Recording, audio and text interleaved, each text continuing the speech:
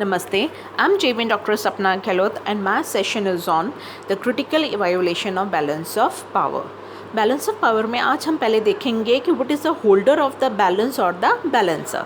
The system of balance of power may consist of you can say two reals of third element.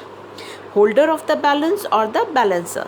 The balancer is a nation or a group of nations which remains aloof from the policies of the two rival or opponent and plays the role of the laughing third party.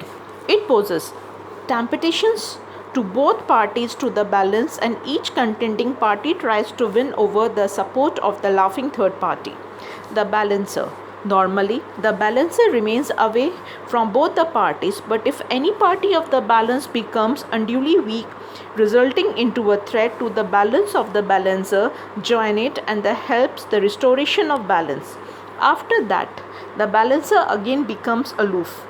In the era Cold War, no state could perform the role of a balancer in international relations. Now, the purpose, utility and the merits of BOP.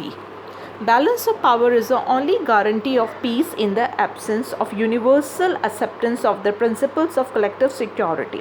If balance is preserved, neither will there be aggression nor war, and therefore peace would automatically be achieved.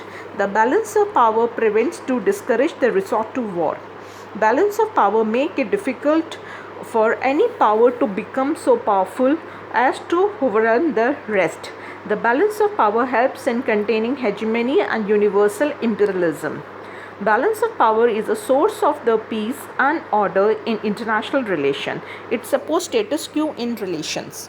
Balance of power ensures the presence of a small and weak state. It guarantees the free from the small states. Each state feels secure about its security in the balance of power system.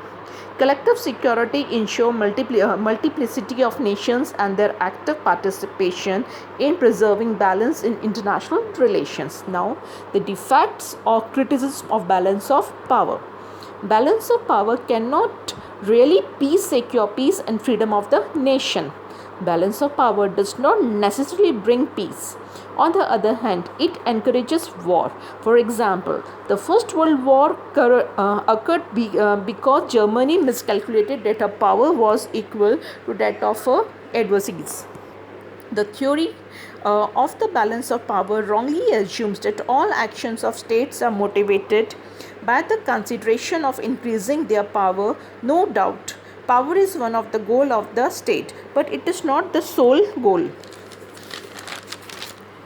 The theory of balance of power wrongly assumes that the state are static units, not only through armaments or alliances, but also through industrialization and several other methods. The state increase their power. This theory is self-interested. It attaches more importance to self-interest. It lays emphasis on principle of expediency rather than justice and the fair play.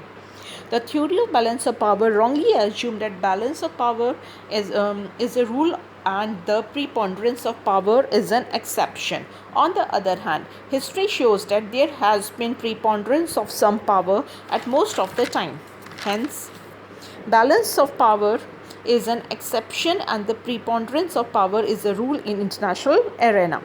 The concept of balance which occupies key position in the theory of balance of power has also been criticized.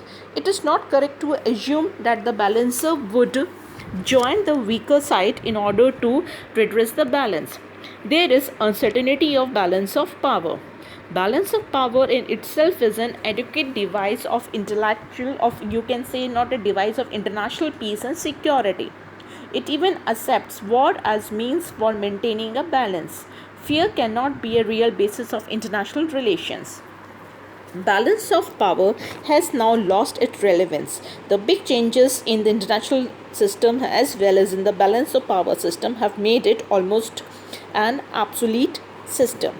Now, the relevance of balance of power in contemporary international relations. In contemporary times, balance of power has lost much of its utility due to several changes in the international relations. The international politics has been changed There is end of the era of European domination and the dawn of era of global politics. The new importance of ideology as a factor of international relations. The end of the bipolarity of the Cold War period and the new era unipolarity. The end of the era of colonialism and the imperialism. The rise of two superpowers, the disappearance of the holder of balance or the balancer. The emergence of the global actors. Due to all these changes in international relations, balance of power has come to suffer a big decline, but it's still being used by the states of a region to maintain a balance in their power position. Martin Wright admit that balance of power is still a basic element in international relations.